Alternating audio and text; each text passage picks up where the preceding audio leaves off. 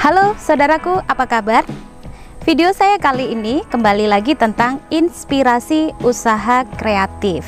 Ya, dan kali ini saya akan mengambil sebuah tema, yaitu tentang pengelolaan kain, ya, yaitu tentang pengolahan kain dengan jenis ekoprint.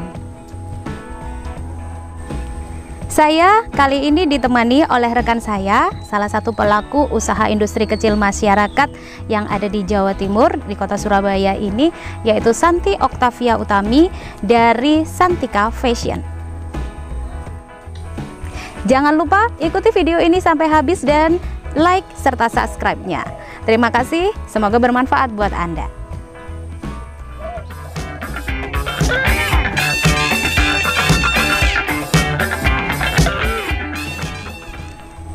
Nah, Anda mau tahu apa itu ekoprint? Jadi ekoprint, kita mengeprint, mencetak satu kain dengan menggunakan sesuatu yang berasal dari eko, alam. Nah, dari alam itu bisa menggunakan tanaman, bisa menggunakan hewan, bisa juga menggunakan logam. Nah, untuk di logam itu adalah satu yang namanya rasdai, teyeng, perkaratan. Itu juga kita gunakan di dalam ekoprint. Ada juga dengan menggunakan dedaunan. Ada juga yang menggunakan hewan, misalnya semut segala macam, setelah diolah dia jadi pewarna. Tapi untuk hewan kita kurang mendalami karena kita lebih suka ke arah floral gitu. Ya, saudaraku, sekarang kita sudah tahu apa itu ekoprint. Namun ekoprint memiliki jenis-jenis yang banyak sekali. Apakah itu jenis-jenis ekoprint? Ekoprint sendiri itu sebenarnya ada banyak sekali jenisnya. Jadi orang cuma mengenal, oh ini ekoprint, padahal sebenarnya ekoprint itu ada banyak. Nah, ekoprint yang pertama, yang paling mudah kita pelajari itu adalah namanya pounding atau hammering. Jadi kita menggunakan sistem ditutuk, dipukuli. Nah, di sini nanti ada contohnya, bisa saya.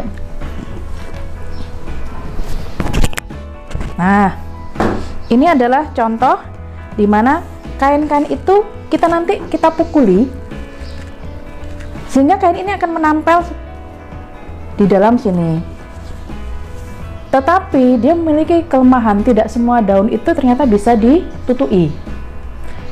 Hanya daun-daun yang memiliki lapisan lilin yang tipis, tidak memiliki air yang banyak. Selain itu juga tidak boleh daun-daun kering. Sementara kadang-kadang kita memiliki limbah berupa daun-daun kering. Nah, kita menggunakan teknik yang berikutnya, namanya steaming, dikukus. Nah, teknik yang kedua, kita menggunakan namanya basic steaming. Jadi kita mengukus secara basic. Nah, di sini kita menggunakan daun-daun, bisa menggunakan daun jati, daun lanang, dan daun lain yang memiliki tanin pewarna yang kuat. Jadi kita menggunakan kukusan. Nah, selain ini ada lagi teknik yang namanya botanical eco, sama-sama dikukus tapi dia menggunakan pewarna alam. Jadi dikolaborasikan langsung. Nah, yang ini adalah teknik dinamakan botanical eco print. Jadi kita menggunakan pewarna alam di sini, kita kolaborasikan langsung dengan dedaunannya. Kadang-kadang juga dengan bunga. Kenapa dinamakan botanical eco print? Karena pewarna yang digunakan adalah pewarna dari botani, dari tumbuhan. Kadang-kadang orang bule menggunakan teknik ini, dia menggunakan pewarnanya bukan pewarna alami, pewarna sintetik. Nah, teknik itu dinamakan adalah medium ekoprint. Nah, karena dia menggunakan medium. Jadi ada perantara zat warna sintetik. Nah, untuk Santika Fashion ada beberapa menggunakan medio itu, tetapi kali ini kita tidak memperagakan.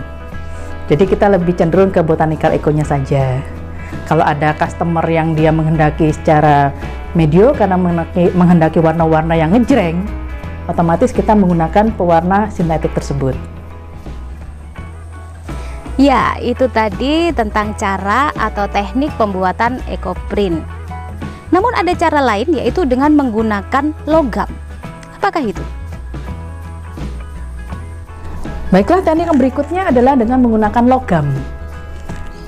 Dia bisa menggunakan besi, bisa menggunakan tembaga, bisa menggunakan seng, sehingga menghasilkan warna-warna karat yang berbeda. Di dalam dunia bule dinamakan rust dye. Jadi teknik perkaratan, karena kita menggunakan karatnya. Nah, di sini bisa dilihat saya mengkolaborasikan atau fusione daripada pounding yang di sini dengan tayang yang ada di sini. Karena kalau cuma tayang begitu saja, kadang-kadang orang merasa kurang tertarik, sehingga kita harus mengkolaborasikan teknik itu. Nah, seperti inilah hasilnya. Bagi kita masyarakat awam, terkadang ekoprint itu sama dengan batik. Apakah itu benar? Jadi, ekoprint itu bukan batik. Batik juga bukan ekoprint. Letaknya di mana? Letak utamanya adalah pada malam cair yang digunakan. Jadi, batik itu dia menggunakan motif, di mana motif itu menggunakan malam atau wax yang dicairkan. Nah, bisa dengan cara ditulis dengan menggunakan canting, bisa dengan menggunakan cap, bisa juga dengan menggunakan kuas. Nah, kalau menggunakan malam, tapi dia bukan malam cair yang dipanaskan, itu pun bukan kategori batik. Makanya, atas dasar kriteria ini, kita memenangkan istilah batik itu adalah budaya Indonesia, bukan punya Malaysia, bukan punyanya Paramaribo, bukan punyanya Afrika. Padahal mereka juga punya sesuatu yang mirip dengan kita. Jadi kita menggunakan perintang warna atau penghalang warna dengan menggunakan malam cair tersebut. Nah, malam cair tersebut adalah satu ciri khas dari nenek moyang kita, di mana pengolahannya bermacam-macam. Ada malam yang dia dari lebah sampai jernih sekali, juga ada yang warnanya kekuningan, coklat, sampai ada yang cenderung ke malam yang gelap. Itu tergantung jenis-jenis malam yang digunakan, tergantung dari tekniknya tadi. Nah, sementara ekoprint prosesnya tidak menggunakan malam tersebut, sehingga tidak boleh dikatakan sebagai batik. Jadi ekoprint adalah ekoprint, batik adalah batik. Tetapi kadang-kadang saya menyebut ini adalah batik ekoprint. Kenapa? Karena saya mengkolaborasikan dua teknik tersebut, antara batik dengan ekoprint saya kombinasikan. Nah, di situ terlihat ada motif batiknya, juga ada motif ekoprintnya.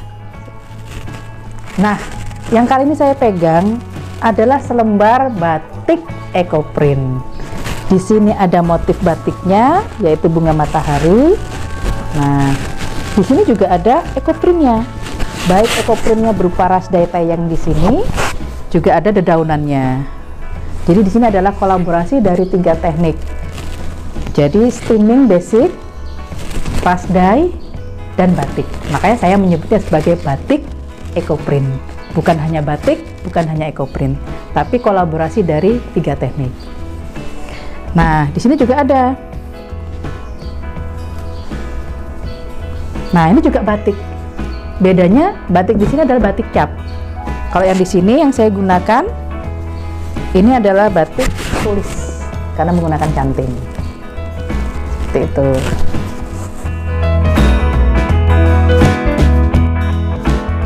Nah, sekarang kita sudah tahu ya apa itu ekoprint dan juga perbedaannya dengan batik.